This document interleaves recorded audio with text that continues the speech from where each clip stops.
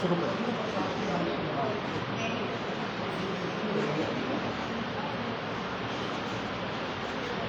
तुलसी या संसार में सबसे मिलिए धाय और ना जाने की स्वरूप में नारायण। तुलसीदास जी कहते हैं कि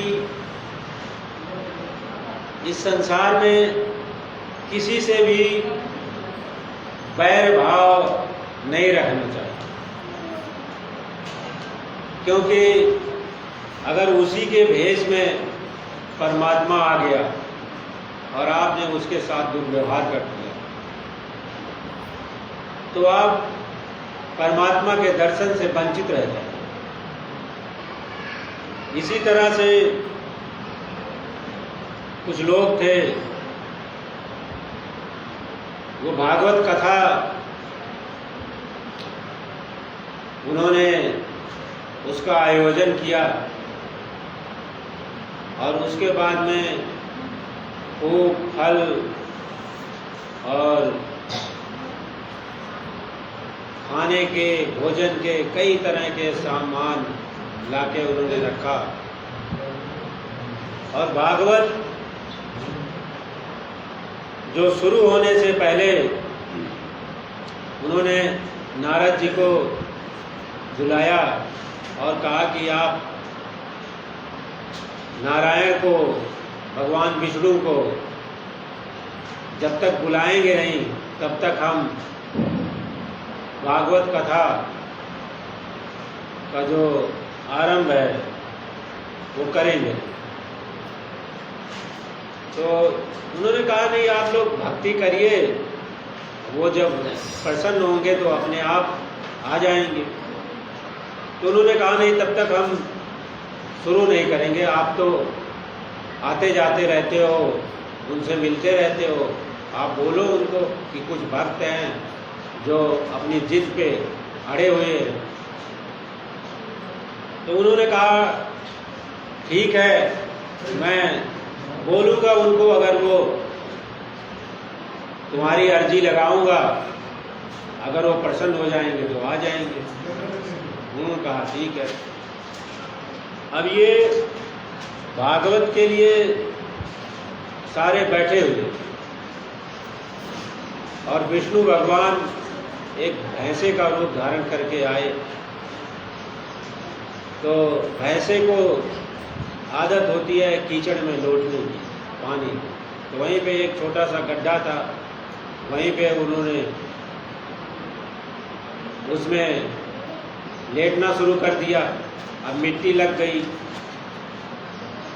अब भैंसा गया जहाँ पे भागवत कथा हो रही थी, जो फल रखे थे वो खाना शुरू कर दिया और पूंछ में मिट्टी लपेट रखी थी, वो पूंछ से इधर उधर डुलाना शुरू कर दिया।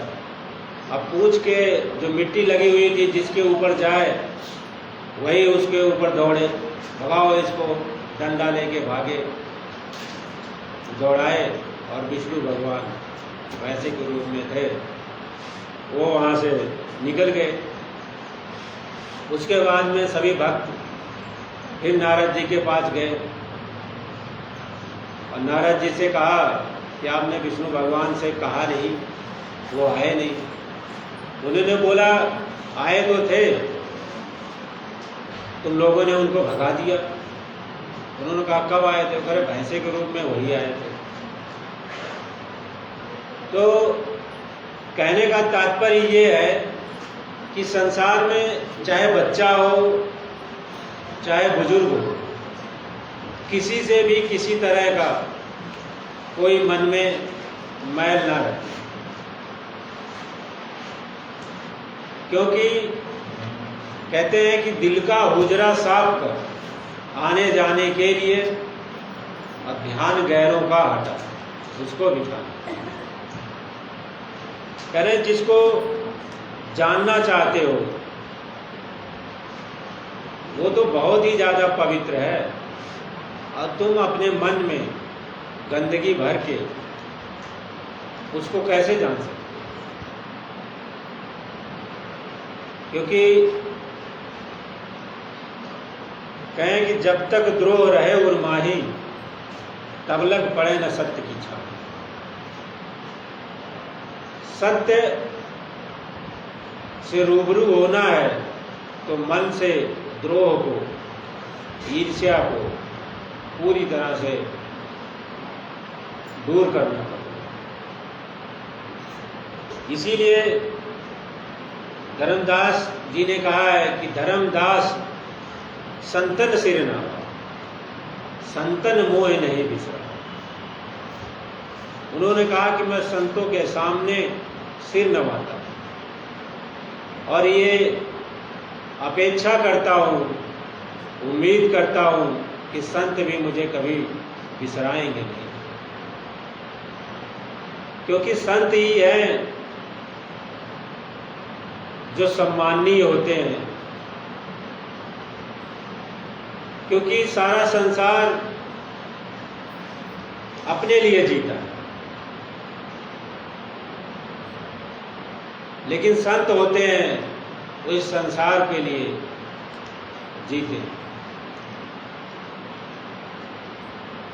उन्होंने कहा कि जैसे वृक्ष है वो अपना फल स्वयं नहीं खाता है,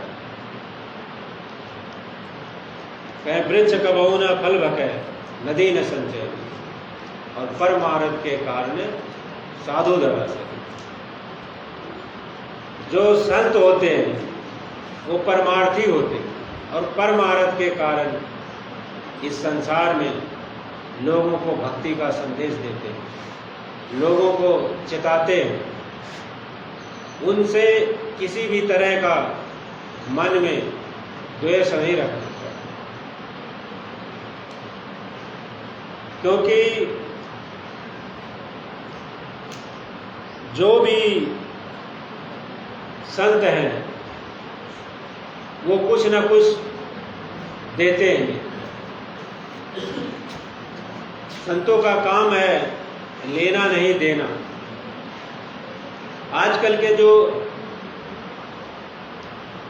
तथाकथित संत हैं वो दूसरे को तो कहेंगे कि माया छोड़ दो, लेकिन खुद माया इकट्ठी करके बैठे। मैं उनकी बात नहीं कर रहा, मैं उन सच्चे संतों की बात कर रहा हूं जो भक्ति को परमार्थ के लिए और जो मुक्ति का साधन है इसके लिए जो इसकी दिशा में जो कार्यरत है और जो समर्पित है, ना कि उनकी जो अपने शिष्यों को गुमराह करते हैं, झूठे दलाल रखते हैं और उनसे झूठा प्रचार करवाते हैं। क्योंकि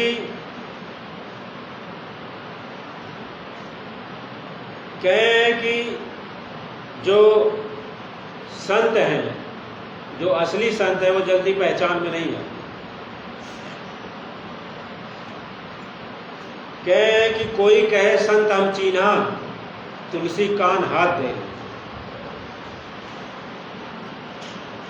संतों को जल्दी कोई पहचान नहीं पाता, और जब तक पहचानते हैं तब तक वो इस संसार से चले जाते हैं। फिर लोग हाय हाय करते हैं, क्योंकि जब तक थे तब तक तो उनका सम्मान नहीं किया, तब तक उनकी निंदा करते रहे, आलोचना करते रहे। जब नहीं है तो हाय हाय करते। कह रहे जो समय है उसी समय में संतों के सामने जो सिर नवाना चाहिए, उनका सम्मान करना चाहिए।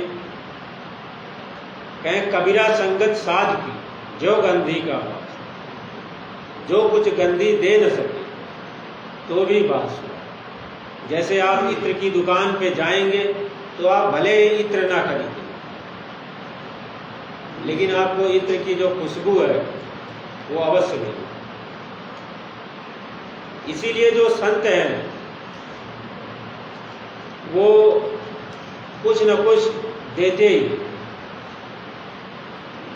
और लोग संतों की तलाश भी करते हैं, संतों से मिलते रहते हैं, संतों के पास जाना चाहिए, मिलना चाहिए, शंका समाधान करना चाहिए, लेकिन समर्पण अपने गुरु में पूरी तरह से रखना चाहिए। हर इंसान की, हर भक्त की एक बेहतर की तलाश होती है कि उसे बेहतर और मिल जाए और बेहतर मिल जाए। बेहतर की तलाश अच्छी है, लेकिन इस चीज का भी ख्याल रखना है कि कहीं उसने दूध के बदले में घी तो नहीं दे दिया। बेहतर कि जब खोज करते हैं तो इस बात का भी ख्याल रखना चाहिए कि बेहतर के चक्कर में कहीं बेहतरीन ना हो।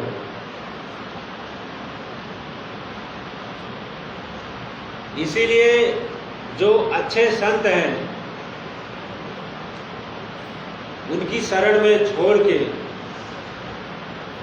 किसी और शरण में जाने के बाद में ये एहसास हो कि बेहतरीन तो हमने खो दिया। इसीलिए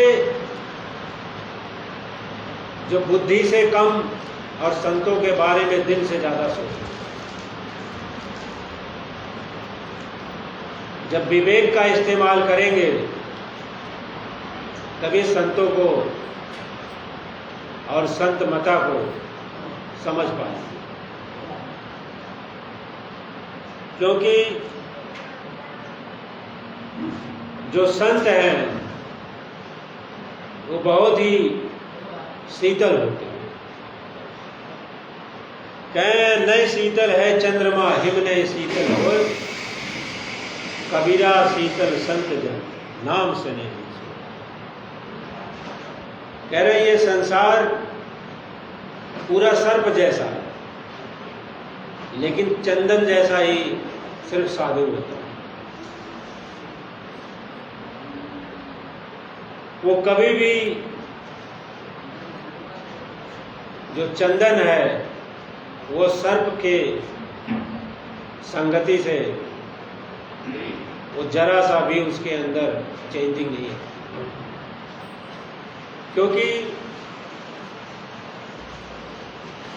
हमेशा इस संसार में अच्छाई भी है और बुराई भी। जैसे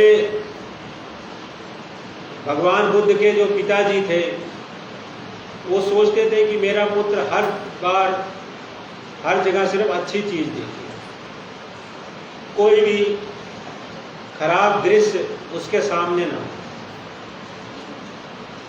और जब उनके सामने एक वृद्ध व्यक्ति आता है तो वो पूछते हैं कि ये कौन है। लोग बताते हैं कि ये मर गया, सबको एक दिन मरना होगा और जाना होगा। उसके बाद से वहां से उनका जीवन बदल जाता है। लेकिन हमारा जीवन नहीं बदलता है, क्योंकि वो विचारवान थे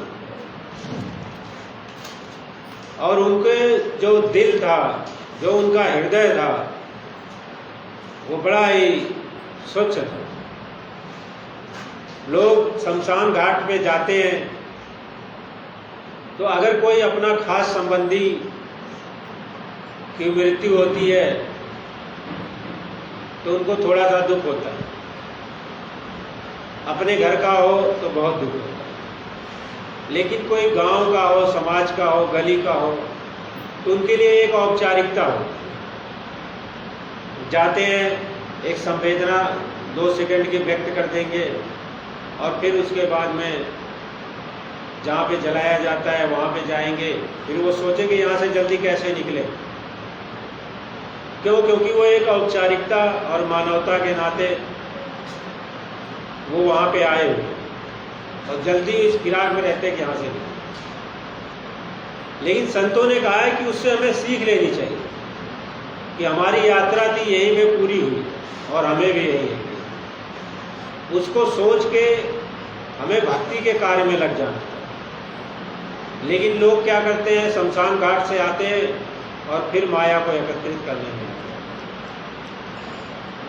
लेकिन संतों ने कहा कि तुम्हें भक्ति करनी चाहिए, लेकिन वो कहते हैं ना कि जो मोटी चमड़ी का होता है उसको बात समझ में नहीं आती। इसीलिए जो भगवान बुद्ध का जीवन बदला, क्योंकि उनको बातें उनके हृदय में लगती थी, वो दृश्य उनके लगते थे। इसीलिए कोई अगर ये सोचे कि मेरा लड़का है ये हमेशा ही अच्छी संगति में रहे, प्रयास तो कर सकते हैं, लेकिन संसार में हर जगह अच्छी चीज़ भी है, बुरी चीज़ भी है, अच्छाई भी है, बुराई भी है। तो हमेशा अच्छा हर माँ बाप सोचते हैं कि अच्छे संगति में रहे, लेकिन इस संसार में बुराई भी है, उसके सामने बुराई का भी सामना होगा, अच्छाई का भी सामना होगा। लेकिन जब उसके अगर बुराई का सामना हुआ और उसके अंदर संतों जैसे गुण नहीं है, वो चंदन जैसा नहीं है, तो वो फिर वो वैसा हो जाता। हर माँ बाप ये सोचते हैं कि उसका जो बच्चा है वो बुरी संगति में ना जाए। बहुत सारे सीधे माँ बाप होते हैं, लेकिन उनके बच्चे नशेड़ी निकल जाते हैं, नशा करते हैं।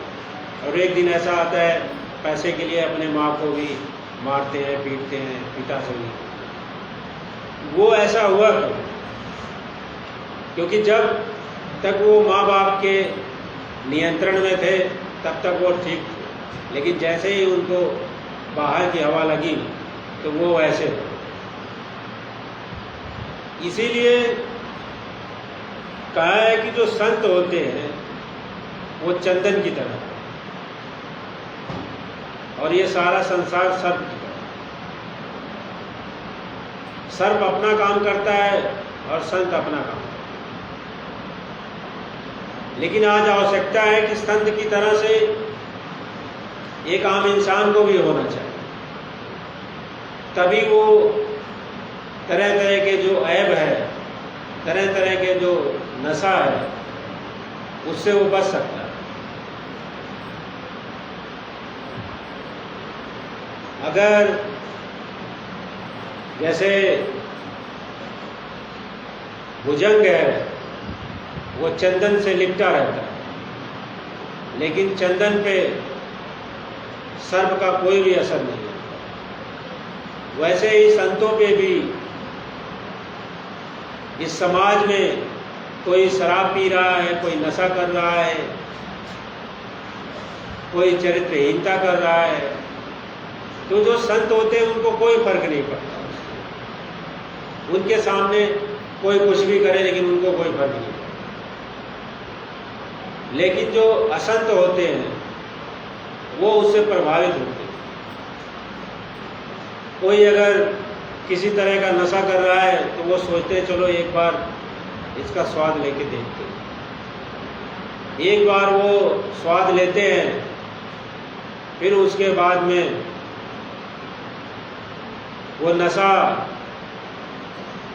उनको अपने आगोश में ले लेता है। इसीलिए जो गुरु नानक साहब ने कहा है कि ऐसा नशा क्या करना जो क्षण माया उतर जाए। गुरु नानक साहब ने कहा है कि नशा तो गोविंद का, जो कहें चढ़े सो उतरे। गुरु नानक साहब ने कहा कि नशा है तो कह रहे हैं उस गोविंद, उस परमात्मा का करो जो एक बार चढ़ जाए तो फिर उतरे। कह रहे ये क्या शराब का नशा क्या है, जो एक बार पीते हो फिर सुबह उतर जाता है। संतों का जो कहने का तात्पर्य है कि हमेशा से ही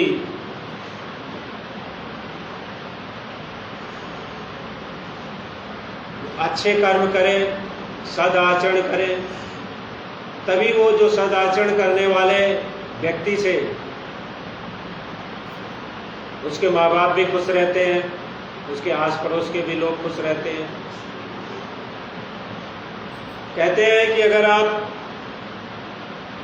ब्रह्मचारी नहीं बन सकते तो सदाचारी अवश्य बनो।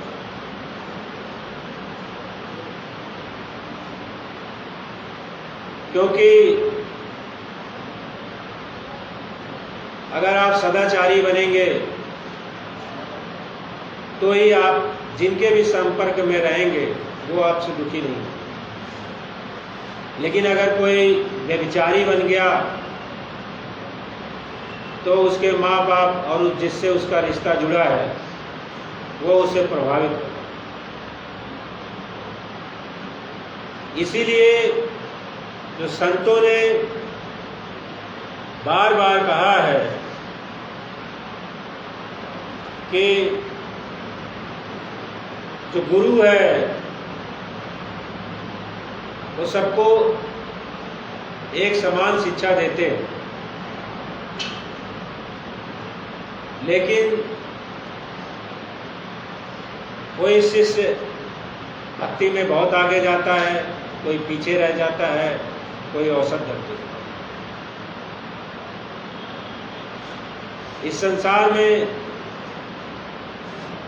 इतिहास उठा के देखेंगे, कई सारे संत हुए हैं और कई सारे उनके भक्त हुए, कई शिष्य हुए जो बड़े उच्च कोटि के।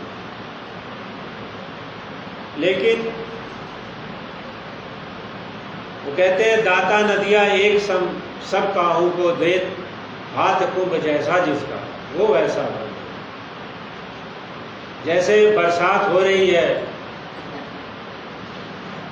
बरसात होने के बाद में आप देखेंगे जैसे घड़ा है, अगर उसका मुंह ऊपर है तो घड़ा भर जाएगा। अगर गिलास है छत पे पड़ी हुई है तो गिलास में पानी भर जाएगा। अगर टंकी खुली हुई है तो टंकी में पानी भर जाएगा। अगर वहाँ पे चम्मच रखा है तो चम्मच में उतना ही पानी आएगा जितना उसकी क्षमता है।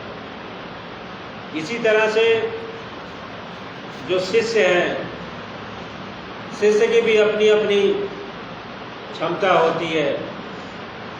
गुरु तो ज्ञान की गंगा बहाते हैं, लेकिन जो जैसा शिष्य होता है, जैसे उसके हाथ में बर्तन होता है, वो उतना अपना ज्ञान सहेज पाता है।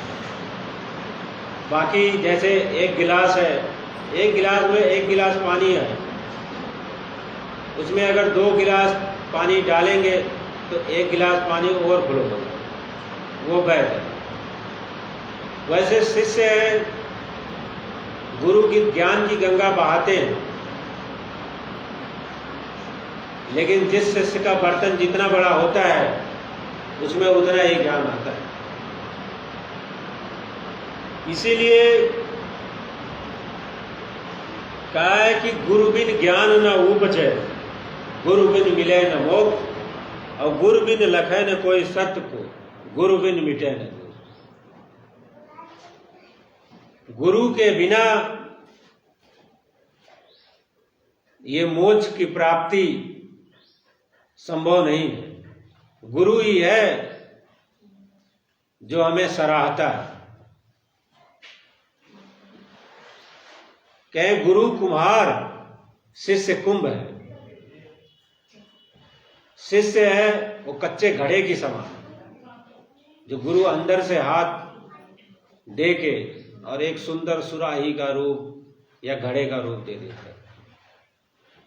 ऐसे ही जो संत हैं वो शिष्यों को अपने सही राह दिखाने का प्रयास करते हैं, लेकिन कहते हैं गुरु बेचारा क्या करे, शिष्य माही चूक और भावे ही प्रमोद ये, जैसे बांस बजाई फूंक। कह रहे हैं अगर गुरु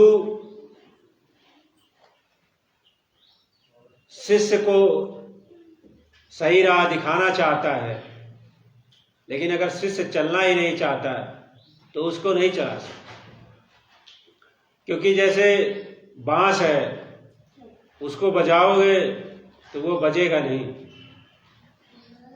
जब उसके अंदर एक समान दूरी पे जब उसमें छिद्र किए जाते हैं तो वो बांसुरी का जब रूप धारण कर लेता है, तब उसको जैसे बजाना चाहे वैसे बजता है। इसी तरह से शिष्य भी जब अपने गुरु के प्रति समर्पित होता है, तभी गुरु उसको एक सही राह दिखा पाता है। अगर शिष्य अपनी बुद्धि का इस्तेमाल ज्यादा करेगा तो गुरु के जो असल ज्ञान को प्राप्त नहीं कर पाता। इसीलिए जो कहे है कि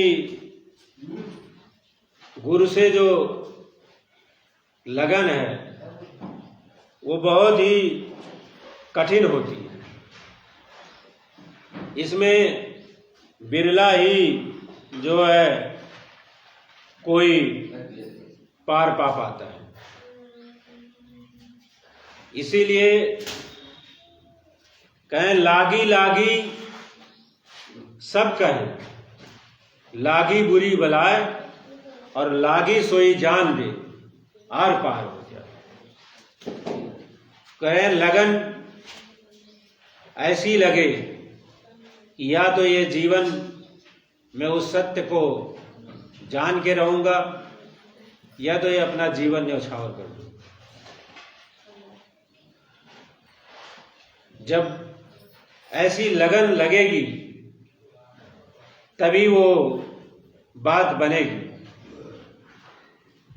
कहें लागी लगन छूटे नहीं, जीभ चोच जर जाए और मीठा कहा है अंगार को, कहता ही चकोर खाए। चकोर एक पक्षी होता है, वो अपनी जान न्यौछावर कर देता है। जैसे लोहे को गर्म कर दे तो वो लाल दिखता है,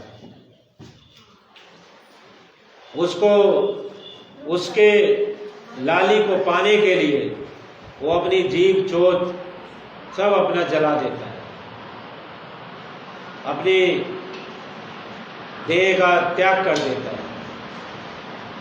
क्यों? क्योंकि उसके अंदर एक ऐसी लगन,